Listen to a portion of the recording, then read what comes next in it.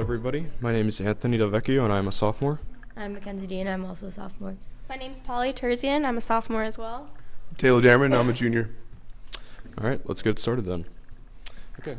Our group conducted a study on the potential benefits and drawbacks of electronic device and laptop use in the classroom. The reason why we did this was because of faculty interest in the subject. The way we conducted our study was through a careful survey of 151 students and 52 faculty, as well as peer-reviewed research, looking at different policies from 41 other liberal arts colleges, and then through the results of the faculty iPad project. Towards the end of our presentation, we will give faculty our recommendations based on our findings.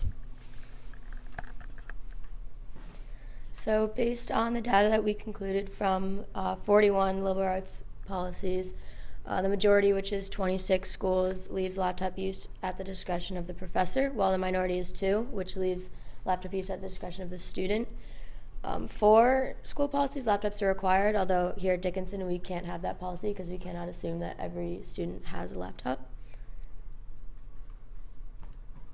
Based on our peer-reviewed research of 15 articles, we concluded multiple benefits. This includes more effective note-taking, the ability to participate in in-class research, and the development of IT skills. We also concluded a significant drawback, which is multitasking, which is supported by the results in the student survey.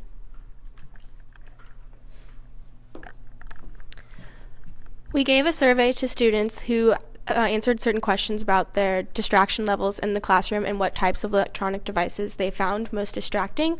Roughly 85% of students reported that they used texting, social media, and email as their distraction device from electronics, and 7 out of every 50-minute class period they spent disengaged from the classroom experience using those distractions. In the graph, we asked students what level of distraction they found on a scale of 1 through 5, 1 meaning not distracted at all, 5 meaning the most distracted. And while the majority of students, or a significant chunk of students said that they were not distracted at all, as a good portion of students reported that they did see somewhat of a level of distraction in the class. Similarly, we also asked students if they perceived an effect on their grades from the use of electronic devices in the classroom, and while a majority of 71% said that there was no effect on their grades that they saw, there is still an effect that students saw on their grades that needs to be put into consideration, and this is where a big emphasis on the faculty data that we found comes into play. The classroom experience and the sort of engagement of students in the classroom heavily falls on the shoulders of our faculty at Dickinson, and they want to provide the best learning experience possible. So we asked faculty in a survey what their policy was on electronic device usage. While most said they left it to the discretion of the students, the majority of faculty did self-report that they found electronics distracting. So it's interesting to compare the faculty's view with the students' view that they didn't see an effect on their grades. And then Taylor will talk about the iPad project.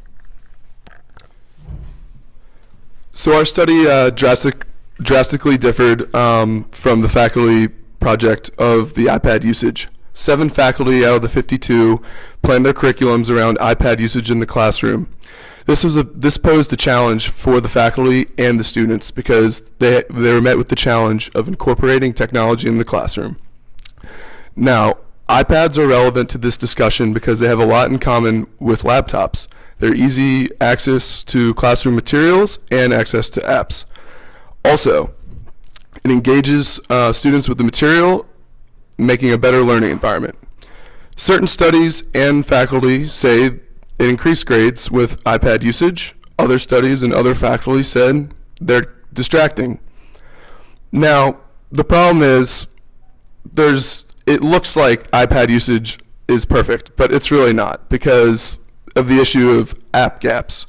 So certain schools have to provide iPads for students because we can't assume, again, that they can provide them for themselves. And we are skeptical in the end because the debate is, are iPads increasing efficiency, or is it creating added complexity to note-taking in a classroom environment that it's kind of a natural process with the students? Also, we need more research. We can't pose a policy for or against because even though half are in favor of iPads, it's still a small sampling size, and we have to pay attention to the negative data, even though there's the minority thinks that iPads are bad. Still, we have that data is highlighted in this project. We still have a small sampling size, and a lot more research is needed. Right.